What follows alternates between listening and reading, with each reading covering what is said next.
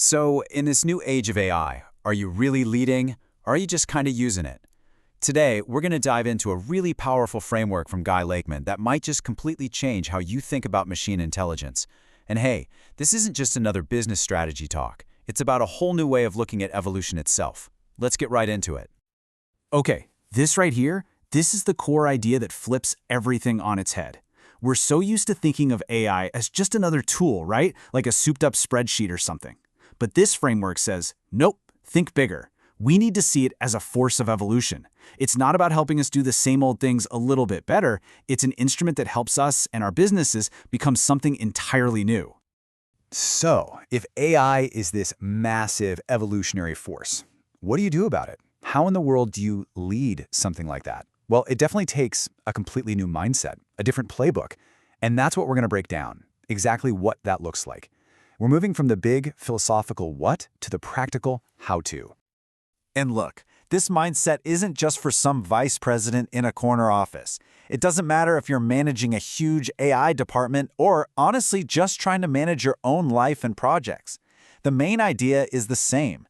You are leading what you can think of as your personal research team of agents. These principles scale all the way from just you to a massive company. I just love this quote because it perfectly nails the shift in thinking we need. The old way, that was trying to train a brick to swim. Forcing a system or a person into a job they're just not built for.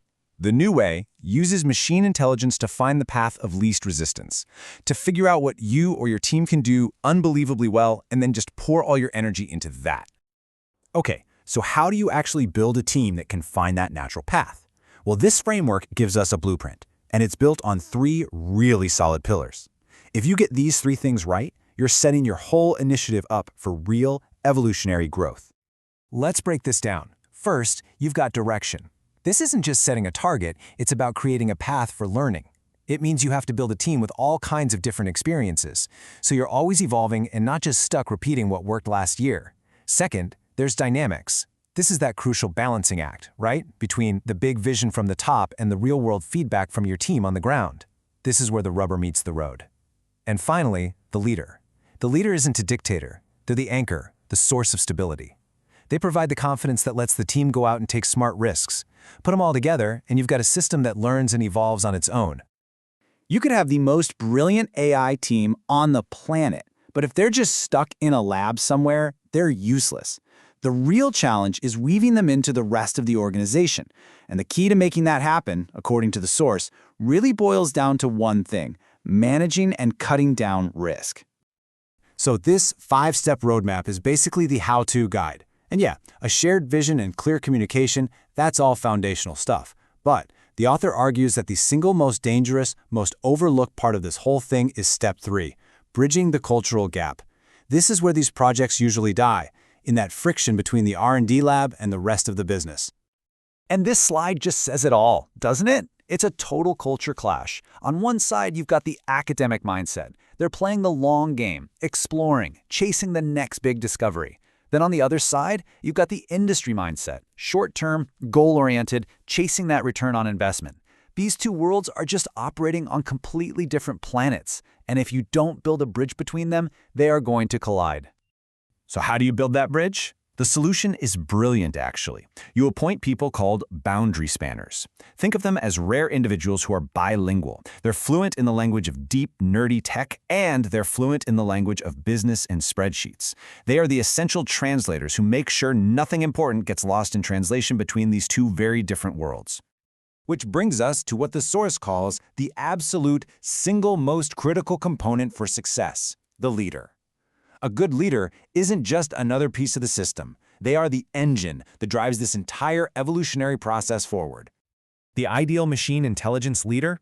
Well, they're basically a unicorn. It is not enough to be a technical genius. They need this really rare mix of skills: the vision of a strategist, the management chops of an operator, and the soft skills of a great mentor. They have to be super engaged, not just in the tech, but in the people and their team's growth. And finding this unicorn, well, that takes a pretty serious process. The source gives some fantastic advice here. Go beyond the formal interview. Talk to people they've worked with before. Get your own team involved in the decision. You need their buy-in. And this is huge. Actively fight that more of me bias. You know, that trap of hiring someone who's just like you. That's the fastest way to kill the diversity you need for any real innovation. Okay, we've gone through the practical stuff, the blueprint for teams and leaders. For this last section, let's zoom all the way out to the author's really grand vision for where this is all going. This is where it gets really mind-bending. So the author zooms out here to a truly provocative vision. He makes the case that open, accessible AI is the only way to create what he calls a democracy of intelligence. And that's not just some feel-good phrase. It's a direct challenge to the idea that a few powerful companies or governments should control this technology. The whole vision is about empowering everyone and creating a balance against that centralized control. And to help make that happen, he proposes something really specific and incredibly bold: a central global hub for AI research. Kind of like what CERN is for particle physics. The goal would be to guide AI development for the good of all humanity, completely free from the biases of any single country, culture, or corporation. And that leaves us with this powerful final question to think about. The core message of this entire framework, really, is that the future of intelligence is a choice. It's not something that's just going to happen to us. We can be passive, accidental bystanders in its evolution, or we can choose to be its deliberate architects. The choice, ultimately, is up to us.